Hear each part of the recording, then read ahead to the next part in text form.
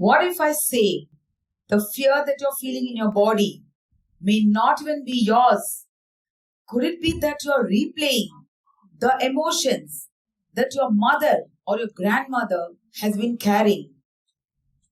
I grew up believing that I was wrong until I realized that I was replaying those emotional patterns of all the women before me. The moment I realized this, the belief that I was carrying something is wrong with me for many years made sense. So as a child, I grew up watching my mom undergoing stress and emotional pain. Unknowingly, my nervous system copied exactly what it saw. Her emotional sadness and pain became my template. Her worries became my normal. Only years later, in 1996, when my brother passed away due to cancer, it was a shocking incident for me that I started to ask many questions. Why am I replaying the emotions that did not belong to me at all? Hi, I'm Dr. Sumathi Chandrasekaran here. For the past 23 years of experience as a psychologist and an author of 2 books, I had always believed that the biggest battle was in my mind. But the neuroscience showed me a shocking truth. It was not just in the mind, it was in my nervous system. The nervous system was exactly like a recording device. It just copied everything, stored all the impressions, including the emotional experiences, the tonality, the body expression, facial expression, body language of others, and even unspoken truth. And this was which formed the emotional blueprint of my life. And whenever something unpleasant happened outside, instead of being in the present, I started to come from the past, the emotional blueprint. Because this decides how I react, how I talk, how I have an attitude, and everything. And this is what the surprising truth is all about. No one is ever broken. No one is ever worthy or unworthy. No one is bad or good. No one is right or wrong. We are just running an outdated programming. It is called autopilot mode. So whatever we experience, whatever we react, instead of being in the present, we go back to the past with the emotional blueprint and start reacting. And this is when I realized the biggest truth. And I realized instead of replaying the past, how could I be in the present mindful? Then I developed certain habits, 5 mindful practice.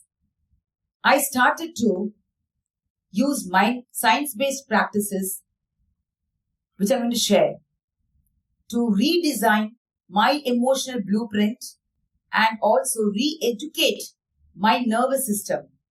So you're going to shortly learn those 5 methods for you to rewire your blueprint. The first one was setting my intentions very clearly. Instead of telling what I want, I started to tell myself who I want to be. So I told myself I want to be a very confident, courageous, bold, loving, caring, grounded, and humble. And this gave a new direction to my brain to focus and have more energy. Secondly, conscious breathing. When something happened outside, I immediately went into breath, just taking 3 slow breaths. I use a technique called AIR, AIR. A is awareness, the ability to be in the present moment with what I'm experiencing in the mind and body. So I became aware. Secondly, interrupt. So I interrupted the pattern, what was in the past, the autopilot mode, by taking a breath or telling any mantra. Third, redesign. So what it was, I redesigned. How? Either by changing my posture, by shifting from a child state to an adult state, lifting my chins up, putting my back straight, instantly a change to come to the present, or changing my thought pattern. So third one was structured morning routine. I build on certain practices, mindfulness, meditation, vagal tone exercise, and physical movement. So this vagal tone exercise is nothing, it's to strengthen your vagal nerve, which is the biggest cranial nerve in your body, which helps you to switch on your calm state, shifting from sympathetic to parasympathetic. And this helped me to become more emotionally stable. The fourth one, emotional awareness practice. So whenever something happened, every time an emotion comes into my body, and this emotions, I just allowed it. I did not resist, because resistance will block abundance in my life. So instead of that, I just acknowledged it, welcomed it. I put my label there. What is the emotion I'm feeling right now? I experience it fully in my body. And this is what awareness is all about. So awareness is that brings me to the present moment. And the fourth one, the last one is, of course, gratitude. So this practice, every night or morning, I used to sit and write what I'm grateful for, which made me to bring to see, not focus on the problem, but focus on the goodness and the loving thing in my life. It trained my wires. It just rewired my brain. So what is this? Neuroplasticity. The ability to rewire a new pathway by changing my focus and awareness. And this inner shift that happened in my body completely transformed my outer environment also. I became more, calm and relaxed. My relationship with my mom eased out. And this is how I stopped coming or reacting from the pain that I inherited, rather than coming in the present with awareness. And this was having a profound effect in my life.